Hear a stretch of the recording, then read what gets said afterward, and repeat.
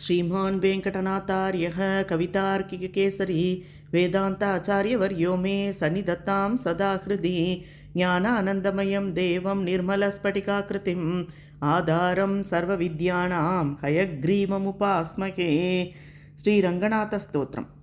श्रीपराशरभट्टार्यः श्रीरङ्गेशपुरोहितः श्रीवत्साङ्कसुतः श्रीमान् श्रेयसे मेस्तु भूयसे। सप्तप्राकारमध्ये सरसिजमुकुलोद्भासमाने विमाने कावेरी मध्यदेशे मृदुतरपनिराड्भोग पर्यङ्कभागे निद्रामुद्राभिरामं कटिनिकटशिरपार्श्वविन्यस्तहस्तं पद्माधात्रीकराभ्यां परिचितचरणं रङ्गराजं भजेऽहं।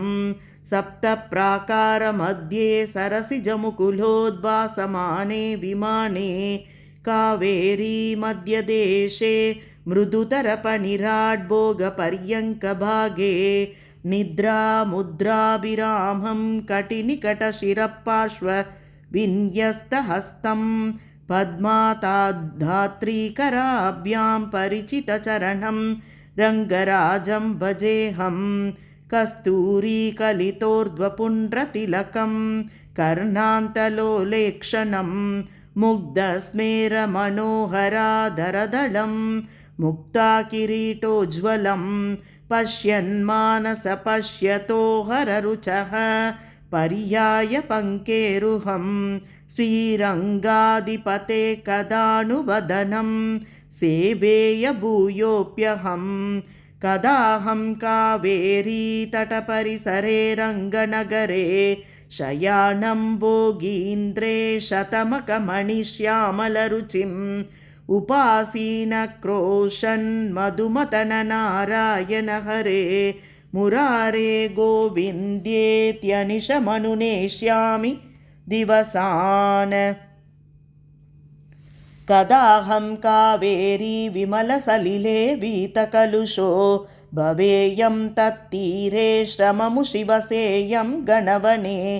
कदा वा तत्पुण्ये महति पुलिने मङ्गलगुणं भजेयं रङ्गेशं कमलनयनं शेषशयनं पूगीकण्ठद्वयसरसस्निग्धनीरोपकण्ठामाविर्मोदस्तिमितशकुनानूदितब्रह्मघोषां मार्गे मार्गे पथिकनिभकैरुञ्च्यमानापवर्गां पश्येयं तां पुनरपि पुरीं श्रीमतीं रङ्गधाम्नः। न जातु पीतामृचमूर्छितानां नाकौकसां नन्दनवाटिकासु रङ्गेश्वरत्वत्पुरमाश्रितानां रत्याशुनामन्यतमो भवेयम्। श्रीरङ्गं करिशैलमञ्जनगिरिं तार्क्ष्याद्रिसिंहाचलौ श्रीकूर्मं पुरुषोत्तमं च बदरीनारायणं नैमिषं। श्रीमध्वारवती प्रयागमथुरा अयोध्या गया पुष्करं सालग्रामगिरिं निषेव्य रमते रामानुजोऽयं मुनिः। श्रीरङ्गं करिशैलमञ्जनगिरिं तार्क्ष्याद्रिसिंहाचलौ श्रीकूर्मं पुरुषोत्तमं च बदरीनारायणं नैमिषं। श्रीमध्वारवती प्रयागमधुरायोध्या गया पुष्करं सालग्रामगिरिं निषेव्य रमते रामानुजोऽयं मुनिः। असन्निकृष्टस्य निकृष्टजन्तोः मिथ्यापवादेन करोषि शान्तिं ततो निकृष्टे मयि सन्निकृष्टे कां निष्कृतिं रङ्गपते करोषि। असन्निकृष्टस्य निकृष्टजन्तोः मिथ्यापवादेन करोषि शान्तिं ततो निकृष्टे मयि सन्निकृष्टे कां निष्कृतिं रङ्गपते करोषि। इति श्रीरङ्गनाथस्तोत्रं समाप्तम्। श्रीरङ्गनाथमङ्गलम्।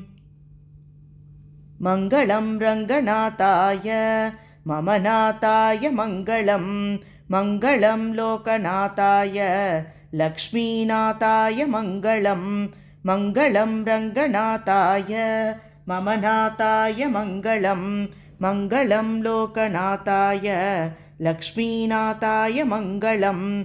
लक्ष्मीचरणलाक्षाङ्ग साक्षि श्रीवत्सवक्षसे क्षेमङ्कराय सर्वेषां श्रीरङ्गेशाय मङ्गलं। सैकते सह्यकन्यायास्तरङ्गानिव शीतले अतिरङ्गं भुजङ्गेन्द्रे सुखसुप्ताय मङ्गलं। रजताद्रिनिशन्नेद्र नीलशैलानुकारिणे शेषेशयाय श्यामाय श्रीरङ्गेशाय मङ्गलं।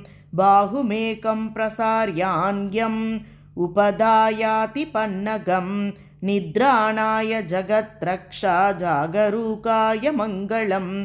परिष्कृतासनाम्बोज परस्परतलाङ्ग्रये स्फुरत्पीताम्बरायास्तु श्रीरङ्गेशाय मङ्गलं। दर्शिताभयमुद्राय भक्तानां तद्विरोधिनां दीप्तदिव्यायुधायास्तु श्रीरङ्गेशाय मङ्गलं।